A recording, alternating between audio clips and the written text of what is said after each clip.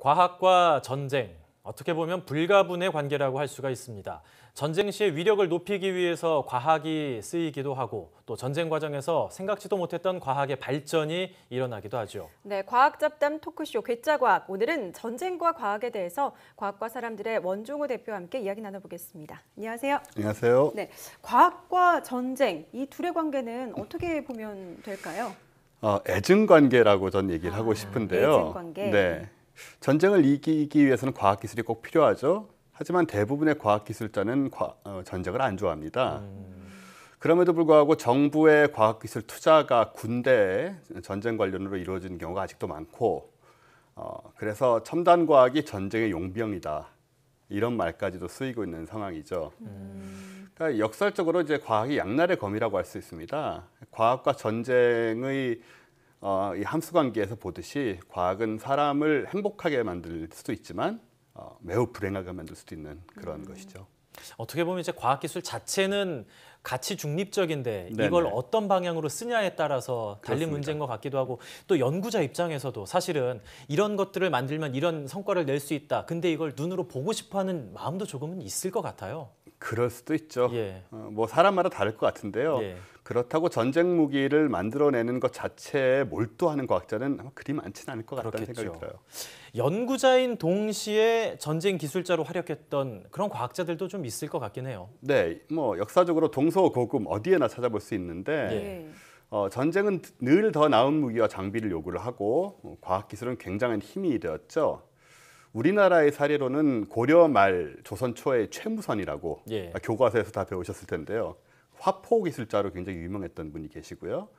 그리고 외국의 사례로는 이제 수학자이면서 물리학자이자 철학자였던 아르키메데스. 예. 이분이 전쟁 무기 개발을 많이 하셨습니다. 우리가 흔히 유레카라고만 알고 네, 있는. 예. 그 목욕탕 장면만 알고 있는데 예. 투석기, 기중기, 지렛대를 응용한 전쟁 무기를 개발하셨고 또 거울로 햇빛을 반사해서 적의 함선을 불태우는 그런 장치를 만들었다는 전설도 있습니다.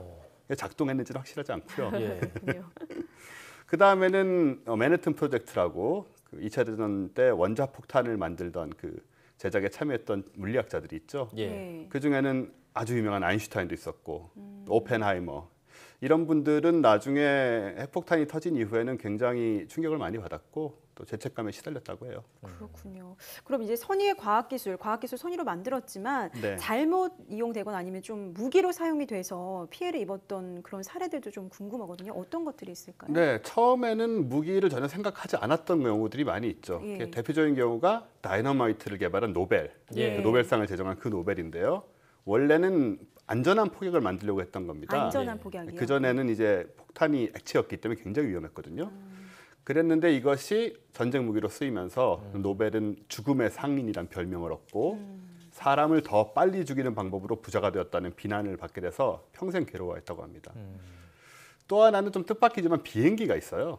비행기요? 네. 오. 비행기는 원래는 이제 하늘을 날고자 하는 인간의 욕망으로 예. 인해 순수하게 만들어진 거지만 결국 이것으로 인해서 공군이 출현을 하고 폭격이라는 새로운 개념이 생겨나고 그래서 전쟁의 양상이 완전히 바뀌게 되는 그런 결과. 지금도 우리가 가장 무서워하는 것 중에 하나가 폭격 아닙니까? 예. 전쟁에서. 그 밖에도 뭐 다양한 종류의 약품, 의료기술 등이 살상을 위한 무기 개발을 위해서 차출이 됐는데 많이들 사용된 독가스 계통들 예. 그다음에 우리가 그 일제가 악용했던 그 의학 기술로 731 부대 예. 뭐 이런 쪽으로 사실 많이 전쟁과 관련이 됐었죠. 사실 예전에는 전쟁이 나면은 전쟁이 나고 그냥 한 세대 정도만 전쟁의 상흔 속에서 어려워했는데 이제는 첨단 과학이 동원이 되면서 전쟁이 그 순간 또는 이제 한 1, 20년 정도만 영향을 미치는 게 아니라 상당히 오랜 기간 영향을 미치고 있는 것 같기도 해요. 네, 그게 굉장히 비극적인 상황인데요. 일단 히로시마 나가사키 원전 투하 이후에 예. 이분들이 당시에도 상처를 입었지만 예. 평생 동안 굉장히 고통스러워했고요. 예. 그리고 이게 DNA를 이제 돌연변이로 만드는 것이기 때문에 계속 유전이 됩니다. 예. 그래서 다음 세대에서도 계속 고통을 받게 되고 그런 다음에 베트남 전쟁 때 고엽제. 고엽제는 원래는 그 베트남 전쟁에서 정글을 없애려고 뿌렸던 겁니다. 예. 근데 여기에 불순물인 다이옥신이 포함되어 있어서 이게 몸에 축적이 됐어요. 이것도 유전이 됩니다. 그래서 세대를 거쳐서 계속 고통을 주는 것이고 그 다음에는 지뢰가 있죠. 세계적으로 몇 개가 묻혀 있는지도 모르고 아마 수십억 개가 묻혀 있지 않을까 생각을 하더라고요. 예. 또 위치도 제대로 파악이 안 되는 상황이라 우리나라에서도 매년 발견되고 세계적으로 계속 사고가 일어나고 있습니다. 특히 어린아이들이 이제 많이 다치고요. 네. 이 지뢰를 찾아내기 위한 기술이 굉장히 중요한데 예. 뭐 과거에는 금속 탐지기, 뭐 폭파물 탐지기 이런 걸 많이 썼고 폭파물 탐지기도 썼지만 예. 지금은 이제 미생물을 활용한 그 폭발물 탐지용 센서 박테리아가 개발됐어요. 아, 예. 박테리아요. 네네. 그러니까 이런 기술을 통해서 좀 더 잘 찾아낼 수 있지 않을까 이제 그런 생각을 하고 있습니다. 그럼에도 불구하고 아직 많이 남아 있는 게 지금 현실인 거죠. 너무 많이 남아 있습니다. 그렇군요. 여러 가지 무게를 앞서 좀 짚어주셨는데 네. 인간이 개발한 가장 과학적이면서도 잔인한 무기. 굉장히 이 얘기만 해도 좀 가슴이 아픈데 어떤 것들이 있을까요? 네, 가장 과학적이면서도 가장 잔인한 건 역시 핵폭탄이죠. 네. E는 MC 제곱이라는 이런 그 물리학 법칙은 사실 우주의 비밀을 알아내는 거거든요. 예. 이게 이제 폭탄으로 전용이 된 케이스니까 아인슈타인이 말하기를 제4차 세계대전은 돌을 들고 싸우게 될 것이다. 왜냐하면 3차 대전이 일어나면 이미 핵전쟁으로 문명이 다 멸망할 것이기 남아있지 때문에 않으니까. 예, 아무것도 남지 않기 때문에 그 다음에 싸울 때는 거의 맨손으로 싸울 수밖에 없다는 얘기를 할 정도로 핵무기는 무섭죠.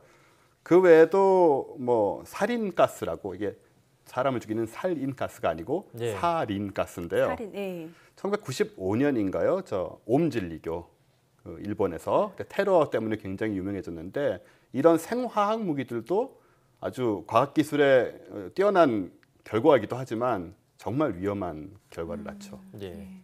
이렇게 좀 잔인한 무기들 너무 잔인해서 이제 국제적으로 협약을 맺어서 네네. 이런 건 쓰지 말자 하는 그런 무기들도 좀 있지 않습니까? 있습니다. 예. 사실 뭐 원자폭탄도 그런 상황에 있고요. 예. 생화학 무기, 생물학 무기 이런 것들이 그런 것들인데 네. 저는 이제 개인적으로 생물학 무기를 굉장히 무섭게 생각을 하는데 이 화학약품 무기만 해도 그 지역을 좀 벗어나면 그래도 좀 안전합니다. 근데 생물학 무기는 박테리아나 바이러스 같은 병원체이기 때문에 예. 운이 나쁘면 전 세계로 퍼질 수도 있거든요. 그래서 전쟁하고 전혀 관련 없는 사람들에게까지 병에 감염될 수 있기 때문에 굉장히 위험하죠. 네. 뭐 계속해서 이제 뭐 안 좋은 쪽으로 이야기를 많이 했는데 전쟁 물론 이런 것들이 있지 않았으면 제일 좋긴 하겠지만 네. 그래도 전쟁 중에 과학 발전으로 이어진 케이스들도 좀 있을 것 같은데요. 많습니다. 우리가 지금 쓰고 있는 경우들도 많이 있고요. 근데 전쟁을 위해서는 기술을 총동원해야 되거든요. 예. 그런 과정에서 생겨난 것이 이제 컴퓨터죠. 원래는 컴퓨터가 2차 대전 당시에 그 영국 암호사령부에서 앨런 튜링이라고 예. 컴퓨터의 아버지로 불리는데 이분이 독일군의 암호인 이니그마를 풀기 위해서 그 톱니바퀴로 된 기계식 컴퓨터를 만듭니다. 영화로도 있잖아요. 네, 영화가 나왔죠. 그게 최초의 컴퓨터였고 나중에는 이제 탄도 계산을 위해서 또 디지털 컴퓨터가 출현을 하고요. 그리고 그 냉전 때 생긴 걸로 인터넷이 있습니다. 인터넷이요? 우리는 지금 완전히 일반적인 그 삶에서 쓰고 있지만 예. 원래는 이제 미군에서 아파넷이라고 해서 군사 기술하고 우주 기술을 관할하던 그 고등 연구 계획국이라고 있습니다. 네. 거기에서 소련의 공격에 대비한 그 통신망을 건설하기 위해서 만든 게 인터넷이었어요. 근데 지금은 이제 우리의 즐거운 사회생활을 위해 쓰이고 있죠. 예. 이외에도 뭐 로켓을 비롯한 우주 산업도 전쟁을 거치면서 엄청난 발전을 이뤘다고 들었거든요. 네네. 왜 그 배경이 어디에 있을까요? 왜 그게 이제 그럴까요? 독일하고 관련이 있습니다. 예. 나치 독일하고 독일 패망 후에 미국하고 구소련이 독일을 동시에 점령을 하게 되죠. 그래서 예. 동독과 서독이 나눠지는 건데요. 이때 나치의 과학자들을 양쪽에서 많이 데려갔습니다. 예. 냉전 당시에 이제 우주 개발 경쟁을 많이 했는데 그때 소련하고 미국이 접전을 벌인 것이 바로 그런 이유 때문이고요. 처음에는 소련이 우세했죠. 인공위성 스푸트니크를 가장 먼저 쏘아 올렸고 예. 그다음에 가가린 그 최초의 우주인이죠. 그쪽도 소련에서 많이 먼저 쏘아 올렸지만 그다음에는 이제 미국 우주 개발 계획의 꽃이라고 할 수 있는 아폴로 계획의 예. 총 입안자, 총 지휘자는 폰 브라운이라고 이분이 원래 나치 독일에서 V2 로켓이라는 미사일을 만들던 분입니다. 예. 그래서 그 V2 로켓이 그 벤젠스 복수라는 앞 글자를 따서 만든 건데 심지어 예. 근데 전쟁 후에 사실은 전범 재판으로 넘어갔어야 될 분인데 미국에서 데려가서 기술자로 사용을 했고 그래서 아폴로 계획으로 사람을 달까지 보내게 되죠. 그런 걸 생각해 보면 지금도 사실은 신냉전 기간이라고 해서 첨단 네. 군비 경쟁, 우주 경쟁 이런 것들이 펼쳐지고 있는 가운데 어떤 기술이 개발되고 있는지 상당히 궁금하기는 한데 네. 저희가 이제 그런 것까지는 모르잖아요. 과학과 또 이제 뭐 전쟁 좀 연관 지으면 안 좋은 결과밖에 나오지 않겠지만 네. 어떤 방식으로 진행돼야 한다고 보십니까? 사실 두 개를 완전히 분리하는 건 불가능합니다. 네. 여러 가지 이유로 이상적인 생각이고요. 끊임없이 이제 위험성을 잊지 말고 경계하는 수밖에 없습니다. 그러니까 전쟁이 일어날 사회적 여지들을 줄여야 된다. 그런 노력이 선행되지 않으면 결국 과학은 전쟁 무기를 만들 수밖에 없고요. 즉 과학 기술의 문제라기보다는 사회적 인식을 바꿔나가야 된다. 그래야만 이제 우리가 안전한 세상을 살 수 있습니다. 아무래도 인본주의적인 관점을 우리 모두가 공유하고 있을 때 네. 과학은 전쟁에서 좀 벗어날 수 있는 독립적인 존재가 되지 않을까 이런 그렇습니다. 생각이 드네요. 지금까지 괴짜과학 과학과 사람들 원종우 대표와 함께 이야기 나눴습니다. 오늘 말씀 감사합니다. 감사합니다. 감사합니다.